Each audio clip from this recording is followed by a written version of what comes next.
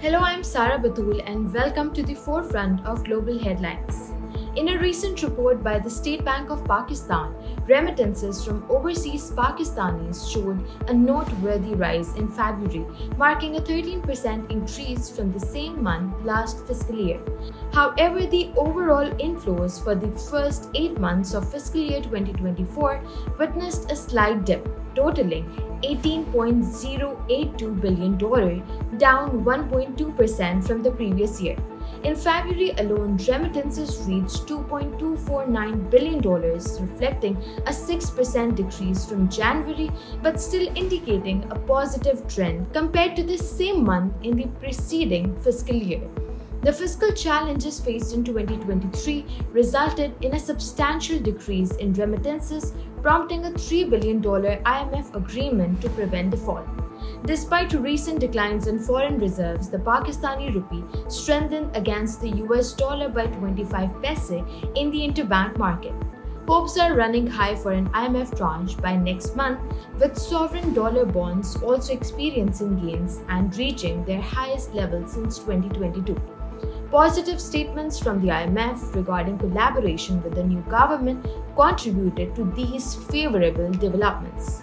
On the stock market front, the Pakistan Stock Exchange closed the week on a positive note, with the KSE 100 index rising by 0.3%.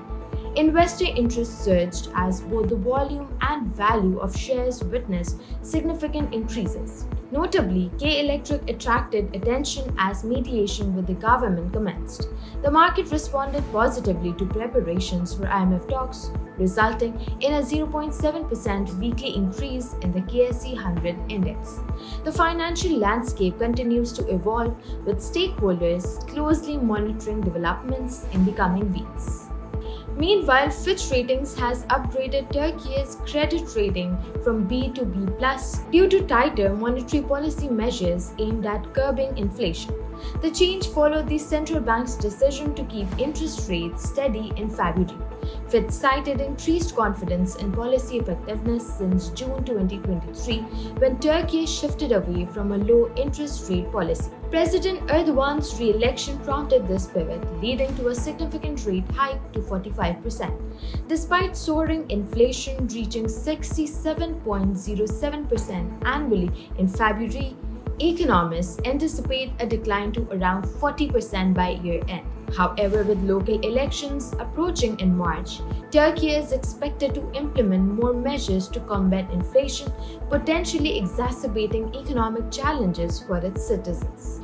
Shifting our focus to the United States, according to Reuters report, conservative billionaires Liz and Dick O'Lane plan to bolster Donald Trump's campaign financially, aiming to close the fundraising gap with President Joe Biden. The O'Lanes, founders of Uline Shipping, previously supported Ron DeSantis before his exit from the Republican primary race.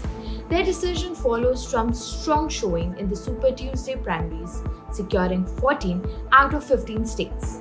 Trump faces a fundraising challenge, with cash holdings dropping to just over $30 million by January's end, while Biden's campaign reported an increase to about $56 million. The O'Lanes pledging support similar to their previous contributions to DeSantis aim to strengthen Donald Trump's financial position.